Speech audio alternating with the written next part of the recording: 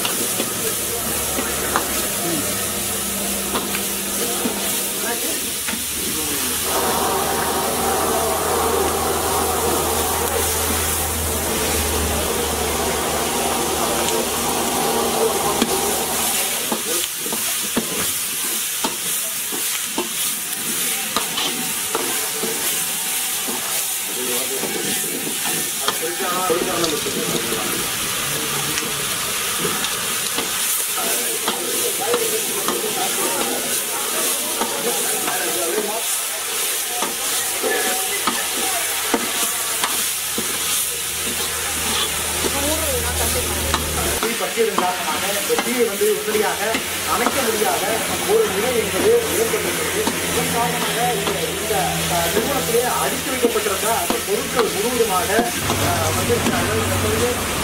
அணைக்க முடியாத ஒரு நிலையை குழாய் மூலமாக தண்ணீரை முடித்திருக்க அமைப்பதற்கான முயற்சியை தொடர்ந்து ஈடுபட்டு வருகிறார்கள்.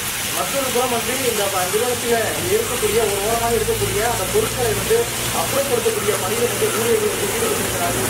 ஒரு மணி நேரத்துக்கு மேலாக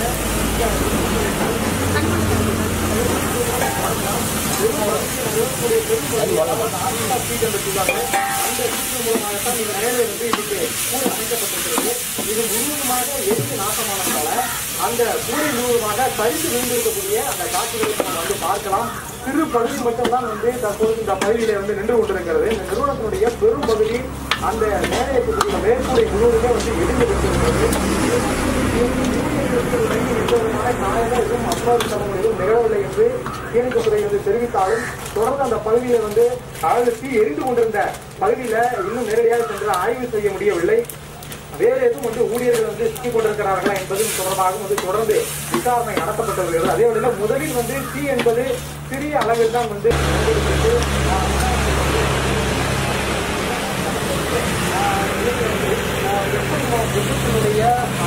வெயிலுடைய தாக்கம் என்பது அதிகரித்துக் கொண்டே வருகிறது.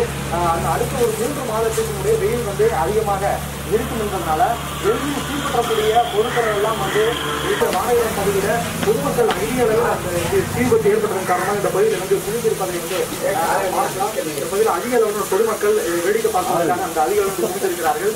தீ விபத்து ஏற்பட்டிருக்கக்கூடிய நிறுவனத்திற்கு அனுப்பக்கூடாது காவல்துறையினரும் ஆங்காங்கே பாதுகாப்பு பணியிலே அகலாக மூலமாக தண்ணீரை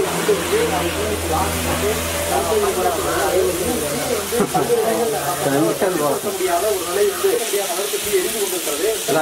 இருப்பதனால எரிந்து உள்ளே செல்ல முடியாத ஒரு நிலை இருப்பதனால மிகவும் சிரமத்திற்குள்ளாக தற்போது ஒரு பகுதியில் கட்டுக்குள் கொண்டு வந்திருக்கிறார்கள். இருப்பினும் இந்த நிறுவனத்தினுடைய பெரும்பகுதி எரிந்து நாசமாகி அதனுடைய கூரையே மேற்கூரையே சரிந்து விழுந்திருக்கக்கூடிய அந்த காட்சிகளை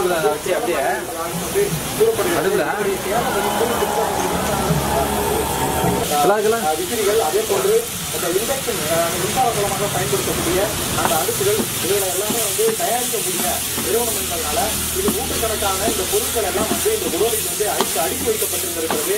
இது அதிகமாக அதாவது இந்த வெயில் காலங்களில் இந்த ஏர் கூலர் சொல்லக்கூடிய இந்த பொருள் தான் அதிகமாக விற்பனையாகின்றதுனால இந்த பொருள் தான் அதிகமாக இந்த நிறுவனத்தில் தயாரிக்கப்பட்டதாக சொல்லப்படுகிறது.